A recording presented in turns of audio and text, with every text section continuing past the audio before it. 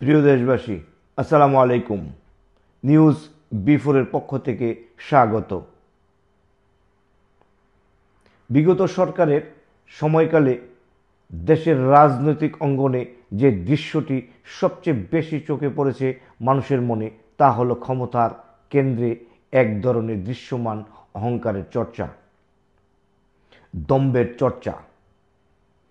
জনগণের দাবি ও সমালোচনার জায়গায় সরকারের কিছু অংশ তুচ্ছ-তাচ্ছিল্য আচরণ বহুবার প্রশ্নের মুখে পড়েছে দেশটি বিগত সরকার।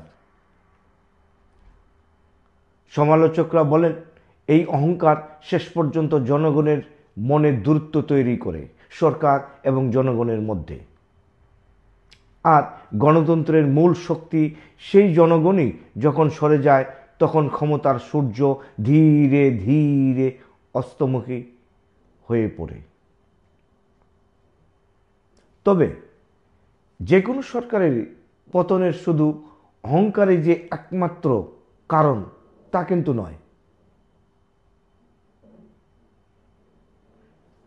অর্থনৈতিক চাপ, সিদ্ধান্ত গ্রহণের অস্বচ্ছতা, বিরোধী মত দমনের অভিযোগ, সব মিলিয়ে মানুষের মনোভাব বদলাতে শুরু করে। অথচ ইতিহাস বারবার প্রমাণ করে ক্ষমতা চিরস্থায়ী নয়। জনগণই সর্বশেষ এবং সবশেষ ক্ষমতার উৎস এবং ক্ষমতার মালিক। যখন শাসকের কণ্ঠে নম্রতার পরিবর্তে দম্ভের সুর জোরালো হয়, তখন জনমনে এক ধরনের ক্ষোভ জন্ম নেয়, চাপা ক্ষোভ। সেই ক্ষোভ ধীরে ধীরে রাজনৈতিক পরিবর্তনের আবহাওয়া তৈরি করে।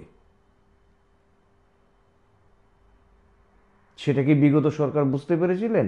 সম্ভবত না, কারণ দম্ভ আর অহংকার তাদেরকে অন্য এক জগতে নিয়ে যায়। এখন প্রশ্ন, অহংকারের এই পাঠ কি ভবিষ্যৎ নেতৃত্বকে কিছু শেখাতে পারবে? রাজনৈতিক বিশ্লেষকদের মতে, যে নেতৃত্ব মানুষের কথা শুনে, সমালোচকদের গ্রহণ করে এবং ক্ষমতার দায়িত্ব হিসাবে দেখে, তারাই দীর্ঘমেয়াদী টিকে থাকে সমাজে, দেশে এবং রাষ্ট্রে একটা সম্মান নিয়ে। আজ যখন বিগত সরকারের অধ্যায় শেষ, তখন সময়ে এসেছে নতুনদের জন্য শিক্ষা নেওয়া। আগামীতে যারা সরকার গঠন করবেন, তাদের জন্য চরম শিক্ষা যে ক্ষমতা নয়, মানুষের বিশ্বাসই একমাত্র শক্তি। পরবর্তী ভিডিও দেখার আমন্ত্রণ জানিয়ে ধন্যবাদ সবাইকে।